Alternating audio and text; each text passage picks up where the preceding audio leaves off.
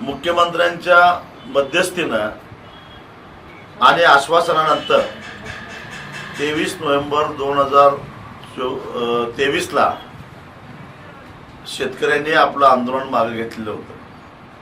त्यावेळी मुख्यमंत्र्यांनी आश्वासन दिलेलं होतं की गेल्या वर्षी तुटलेल्या ऊसाला किमान 100 रुपये आणि ज्यांनी 3000 रुपयापेक्षा जास्त पैसे दिले त्यांनी 50 रुपये द्यायचं, अशा प्रकारची प्रतिज्ञापत्र सर्वच साखर कारखान्यांनी जिल्हाधिकाऱ्यांना लिहून दिलेली होती।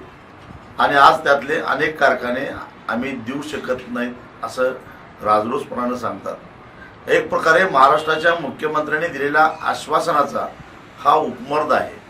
म्हणून येत्या 2 दिवसामध्ये मुख्यमंत्र्यांनी या कारखानदारांचे कान धरून त्यांना ठरलेले पैसे देण्यास भाग पाडावं, अन्यथा 16 तारखेला मुख्यमंत्र्यांचा कोल्हापूर जिल्ह्यात दौरा आहे।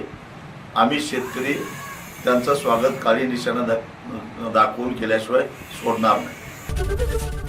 एबीपी माझा, उघडा डोळे बघा नीट।